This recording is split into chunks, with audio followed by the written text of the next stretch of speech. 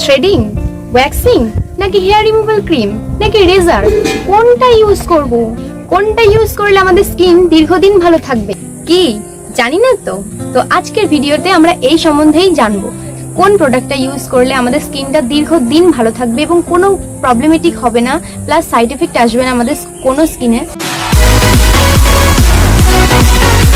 তো hey everyone, welcome back to our channel Riya beauty tips. তো সবাই তোমরা কেমন আছো? আশা করি সবাই তোমরা খুব ভালো আছো, আমিও খুব ভালো আছি। বর্তমান সময়ে হেয়ার রিমুভ করাটা একটা ট্রেন্ডিং হয়ে দাঁড়িয়েছে এবং আমাদের স্কিন ভালো রাখতে গেলে ওয়্যাক্সিং করতে হবে, হেয়ার রিমুভাল ক্রিম ইউজ করতে হবে অথবা রেজার ইউজ করতে হবে। এটা আমাদের কাছে খুবই যেন জনপ্রিয়তা পেয়ে গেছে, কিন্তু আমরা কি জানি কোনটা আমাদের স্কিনে ক্ষতি করছে মারাত্মকভাবে আর কোনটা আমাদের স্কিন ঠিকঠাক রাখছে?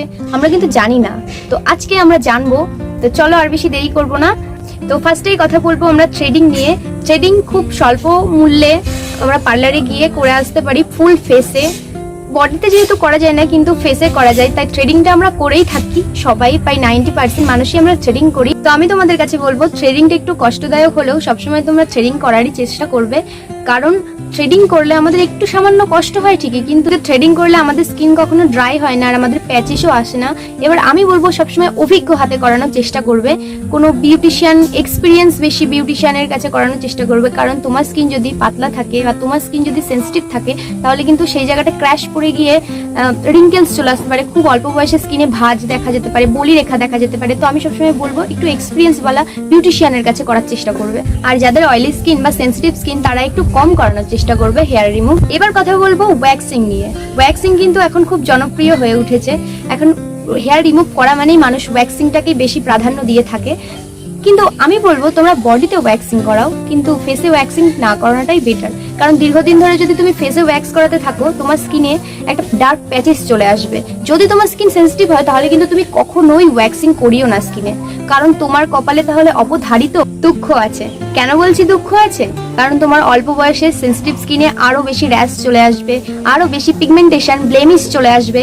আর যাদের ড্রাই স্কিন আর নর্মাল স্কিন তারা মাসে একবার অথবা 2 মাস 3 মাস পর পর একবার করাও, কিন্তু স্কিনে যদি র্যাশ, পিম্পলস তারপরেও আসে বা কোনো যদি তোমার স্কিনটা রেডনেস ভাব চলে আসে তাহলে সঙ্গে সঙ্গে তোমরা চেষ্টা করবে একটু অ্যালোভেরা জেল ইউজ করার।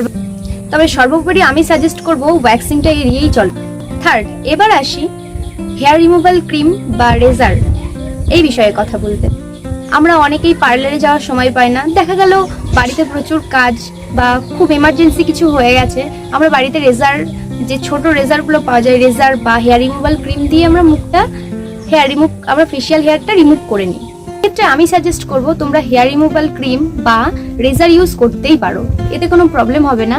কিন্তু সবকিছুর ঊর্ধ্বে আমি বলবো এই 3টে জিনিসই, অর্থাৎ threading, waxing, hair removal cream, razor যেটাই বলো না কেন একটু কম ইউজ করার চেষ্টা করবে, কারণ কোনো কিছুই দীর্ঘদিন রেগুলার ইউজ করা ভালো না। যতই হোক আমাদের ফেশিয়াল হেয়ার থাকলে তো আর আমরা মেকআপ বসাতে পারবো না স্কিনে, বা কোনো কিছুই আমরা কোনো স্টাইল করতে পারবো না, আমাদের স্কিনে গ্লো আনতে পারবো না, আমাদের স্কিনটাকে গ্লোয়িং করতে পারবো না, কিছুই করতে পারবো না। তো আমাদের ফেশিয়াল হেয়ার তার জন্য রিমুভ করতেই হবে, এনি মাস্ট। তো চেষ্টা করবে একটু কম কম ইউজ করার। তো এই ছিল আজকের ভিডিও। আমার কথাগুলো আশা করি তোমরা খুব ভালো করে বুঝতে পেরেছো। আর ভিডিওটা দেখে যদি একটু হলেও উপকৃত হও তোমরা, তাহলে অবশ্যই কিন্তু লাইক করতে ভুলো না আর কমেন্ট করে জানাতে একদমই ভুলো না ভিডিওটা কেমন হয়েছে। আর কোনো কিছু তোমাদের যদি আলাদা জানার থাকে সেটাও আমাকে অবশ্যই কমেন্ট করে বলো, আমি তোমাদের জানানোর চেষ্টা করব। আর চ্যানেলটাকে অবশ্যই সাবস্ক্রাইব করে রেখো, কারণ এরকম ভিডিও অনেক আসবে, অনেক ইনফরমেশন তোমরা পাবে। তোমাদের আশা করি এই ভিডিওগুলো দেখে খুব ভালো উপকারী হবে। তো আজকে তাহলে ভিডিওটা শেষ করছি, দেখা হচ্ছে নেক্সট ভিডিওতে। সবাই ভালো থেকো, সুস্থ থেকো, সাবধানে থেকো, টাটা।